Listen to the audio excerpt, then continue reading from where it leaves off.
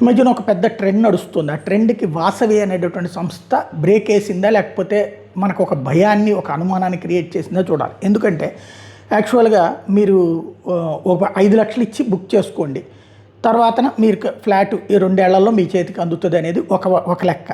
లేదు 5 లక్షల ముందు డౌన్ పేమెంట్ కట్టేసేసి నెలకు ఒక 20,000 రూపాయలు చొప్పున కట్టండి, మీకు 5 ఏళ్ల తర్వాత ఇస్తామని చెప్పేది ఒక లెక్క, 7 ఏళ్ల తర్వాత ఇస్తామనేది ఒక లెక్క.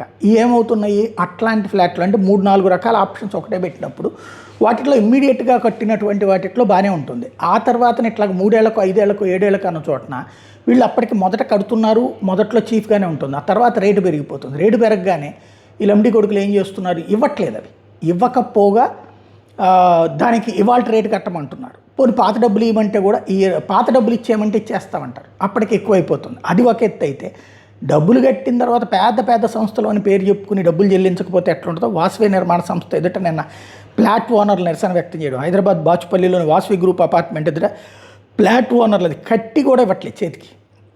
2024 సంవత్సరంలో అపార్ట్మెంట్ నిర్మాణం పూర్తి చేయాల్సి ఉంటే ఇప్పటిదాకా కనీస పురోగతి కూడా లేదు. దీంతో డబ్బులు ఇచ్చేయమని చెప్పి పడుతున్నారు. ఎందుకంటే మనం హౌసింగ్ లోన్ తీసుకుంటాం, బ్యాంకులో లోన్కేమో మనం కిస్తీ కట్టాలి, ఇక్కడ ఇల్లు ఉండదు, అద్దె కట్టాలి, ఈ కిస్తీ కట్టాలా, ప్లస్ వాడు ఇల్లు ఇవ్వడం, ఎప్పుడు ఇస్తాడో కూడా చెప్పడు. ఏమైపోవాలా? ఇది మధ్యతరగతి కొత్తగా మోసపోతున్నటువంటి వ్యవహారం.